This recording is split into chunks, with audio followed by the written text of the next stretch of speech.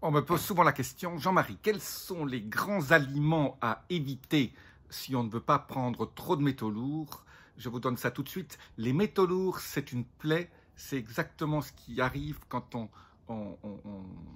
prend trop de métaux lourds. Il se passe plein de choses qui sont extrêmement détrimentaux pour votre santé. Et je vais vous dire tout de suite pourquoi et qu'est-ce qu'il faut ne pas manger. Aujourd'hui, on parle de ce qu'il faut éviter.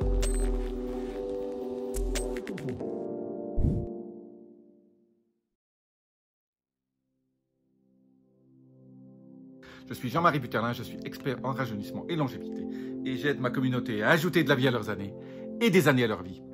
Alors, je parle souvent, bien sûr, les choses importantes dans ce qu'on mange, hein, la nutrition, c'est une grosse partie de notre vie et de notre longévité. Hein. C'est en fonction de ce qu'on mange qu'on vivra plus vieux ou pas. C'est un des éléments, c'est un des 9 éléments importants. Les Américains appellent ça des hallmarks. Ce sont des marqueurs, des choses qui sont importants au niveau de la longévité. Et, bien sûr, de votre perte de poids et de votre énergie. Si vous aimez ces vidéos, n'oubliez pas d'appuyer sur les petites clochettes, abonnez-vous, notifications et laissez-moi surtout vos commentaires. Restez bien jusqu'à la fin parce qu'à la fin, il y a une petite pépite que vous allez adorer. Eh bien, donc, les métaux lourds, c'est la plaie. Ils sont suspectés d'énormément de problèmes.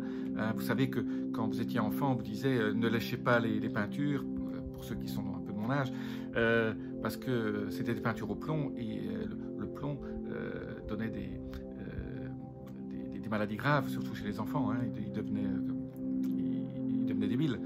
Eh bien, les métaux lourds sont très fortement suspect d'être un cofacteur essentiel dans certaines maladies neurodégénératives comme l'Alzheimer et le Parkinson. Bon.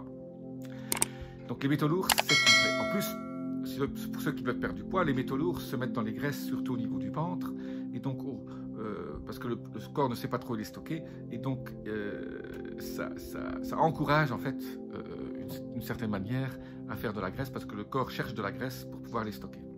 Sinon, il les stocke dans la rate et dans les organes vitaux importants. Donc, qu'est-ce qu'il faut ne pas manger? Et attendez jusqu'à la fin parce que je vous dirai surtout comment s'en débarrasser si vous en avez déjà trop mangé. Alors, la première chose, c'est bien sûr les gros poissons, surtout le thon, le saumon. Le saumon d'élevage, c'est mauvais. Le saumon qui est sauvage, ça, vous pouvez le manger. Il y aura beaucoup moins de métaux lourds. Mais surtout le thon, l'espadon, tous ces gros poissons, hein, le marlin, pour ceux qui vivent un peu dans les mers, près des mers chaudes, hein, comme l'Afrique. Il y a beaucoup de marlins, aussi même en Méditerranée. Donc ça, c'est très mauvais. Donc évitez ça le plus possible. Alors je sais que le sushi au thon, sushi au saumon, c'est très très bon. Alors il y a une partie qui est bonne pour la santé. Hein, les thons et les saumons contiennent beaucoup d'oméga 3 et beaucoup d'acides gras très favorables. Mais les métaux lourds, il ne faut pas manger de thon et pas de saumon. Surtout du saumon d'élevage. La deuxième chose, c'est tout ce qui est aliments non bio. Bon, les métaux lourds arrivent par les légumes quand ils sont cultivés, surtout dans des champs qui ont des métaux lourds. Et donc, les métaux lourds se retrouvent dans les légumes. Vous mangez des légumes, ils se retrouvent dans votre corps. Donc, très mauvais, très mauvais. Donc, mangez bio le plus possible.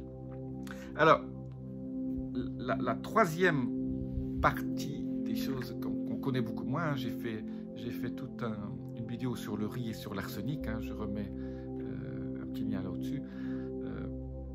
Dans certains pays d'Asie, surtout en Chine, dont les sols sont extrêmement pollués, ils exportent un certain nombre de légumes ou de fruits.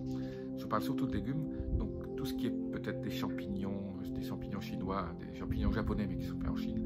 Certains, comme le gingembre, hein, la Chine est le pays le plus gros fabricant, le plus gros producteur mondial de gingembre, et le gingembre chinois se retrouve dans le monde entier.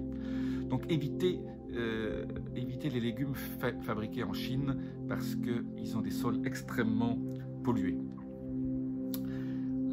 La prochaine chose surtout à éviter, c'est peut-être une des plus essentielles avec le saumon et le thon, c'est l'eau du robinet. L'eau du robinet, bon, vous savez que les gouvernements mentent, hein, tout ce qu'on vous montre, on dit l'eau du robinet est super, super fiable, etc. Bah, si vous croyez encore ça, il vaut mieux croire au Père Noël. L'eau du robinet, les gens qui étudient l'eau du robinet, bah, il y a plein de produits pharmaceutiques dedans. Mais il y a aussi des métaux lourds, donc évitez l'eau du robinet. Bah, faites comme, c'est très simple, vous pouvez utiliser l'eau du robinet, mais vous faites un système d'osmose inverse, plus filtrage derrière avec le charbon, etc. Et vous n'aurez plus de métaux lourds. Certains laitages, certains laitages non bio, parce que certaines vaches mangent sur des fourrages qui sont faits sur des terrains comme un peu les légumes non bio, et ces fourrages contiennent des métaux lourds, se retrouvent dans la vache, et la vache met tous ces métaux lourds dans son lait, et après vous retrouvez ça dans les fromages. J'en reviens finalement, qu'est-ce qu'il faut faire quand on a des métaux lourds? Ben, il y a 3 manières de les éliminer. J'en ai déjà beaucoup parlé, mais je voudrais les résumer aujourd'hui. C'est prendre des algues, l'algue brune qu'on appelle Laminaria japonica. Hein, je vous laisse un petit lien en dessous. Ça, vous faites ça 2 mois tous les 6 mois. Hein, vous faites une petite cure. Ça chélate les métaux lourds qui sont en extracellulaire, pardon. Et en intracellulaire, il faut prendre de la phycocyanine, qui est l'or bleu, hein, c'est extrait de la spiruline, et ça chélate les métaux en intracellulaire. Je vous laisse aussi un lien là en dessous. La troisième chose, alors la phycocyanine, combien il faut en prendre? Là aussi, vous faites une cure de 2 mois, une ampoule, c'est des ampoules de 10 ml généralement, vous faites ça pendant 2 mois. Le matin, prenez ça dans un petit verre d'eau, directement sous la langue, et vous allez chélater ces fameux métaux lourds, si vous en avez déjà pris. Mais la troisième manière, encore plus simple et moins chère, c'est de faire des saunas infrarouges 5, 6, 7 fois par semaine, parce que vous allez non seulement éliminer les pesticides, mais également les métaux lourds. Voilà. Si vous avez aimé cette vidéo, laissez-moi vos commentaires, appuyez sur le bouton clochette notification, abonnez-vous surtout, ça aide pour mon algorithme YouTube. Je vous dis à très bientôt. Namasté.